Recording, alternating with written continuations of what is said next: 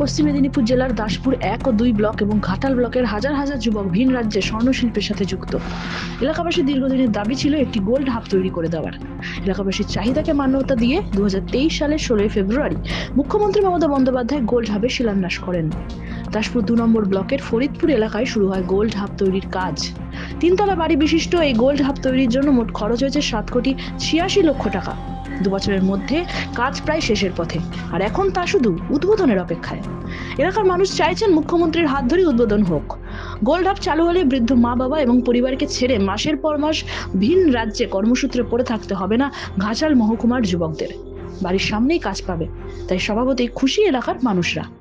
আমাদের দাসপুর ব্লকে বহু স্বর্ণশিল্পী ভাইরা, দাদারা বা আমাদের যারা সিনিয়র খুব বয়স্ক, তারা হচ্ছে আর্থিক কারণের জন্য বা নিজের সাংসারিক জীবনের জন্য তারা ভিন রাজ্যে অর্থ উপার্জনের জন্য কাজ করছেন। ঠিক আছে, তো আমাদের করোনার সময় 2019 সালে প্রচুর অসুবিধা দেখা দিয়েছে স্বর্ণশিল্পী ভাইদের জন্য। এই জন্য রাজ্যের মুখ্যমন্ত্রী তথা মুখ্যমন্ত্রী মাননীয় মমতা বন্দ্যোপাধ্যায় মহাশয়া যে এই অকল্পনীয় উদ্যোগ করেছেন আমার দাসপুরবাসীর জন্যে, যাতে স্বর্ণশিল্পী ভাইয়েরা বাইরে গিয়ে কাজ না করতে হয়, তাদের অসুস্থ বাবা মা, স্বামী স্ত্রী, এবং ছেলেপুলের বাচ্চাদের জন্য তাদের বাড়িতে থেকেই কাজ করতে পারেন, অর্থ সংগ্রহ করতে পারেন। সেই জন্যে আমাদের এই দিদির মুখ্যমন্ত্রীর এই পরিকল্পনাকে সাধুবাদ জানাই। আমি তো বাইরে থাকি, সেক্ষেত্রে থাকি, আমরা বাইরে তো আর যাওয়া যাবে না আর কি, গোল্ড কাপ চালু হয়ে গেলে।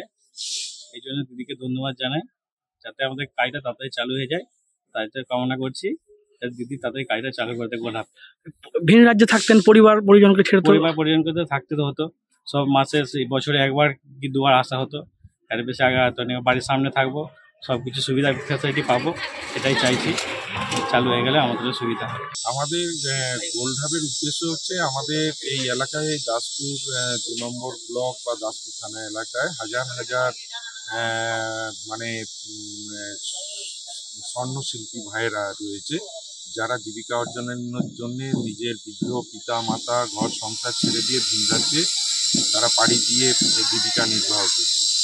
তো এই অসুবিধার কথা আমরা গত কোভিড-19 সময় থেকে আমরা উপলব্ধি করেছিলাম যে তাদের যে দুরবস্থা সম্মুখীন তারা হয়েছিল ভিন রাজ্যে।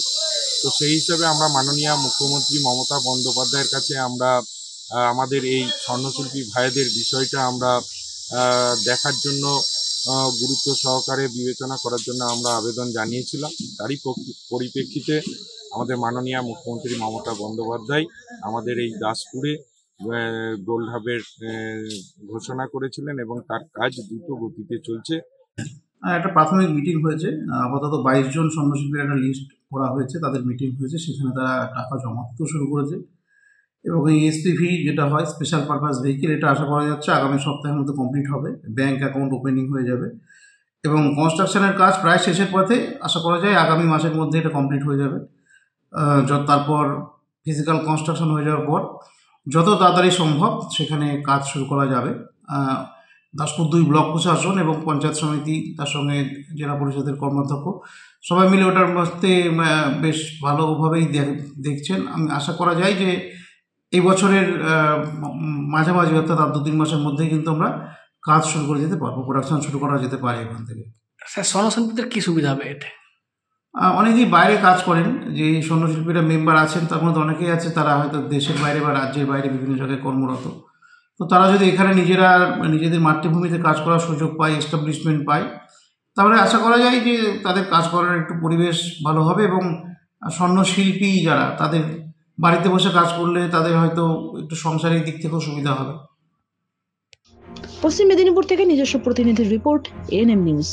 আরও খবরের আপডেট পেতে সাবস্ক্রাইব করুন আমাদের ইউটিউব চ্যানেলটি আর বেল আইকনে ক্লিক করুন নোটিফিকেশনস পেতে।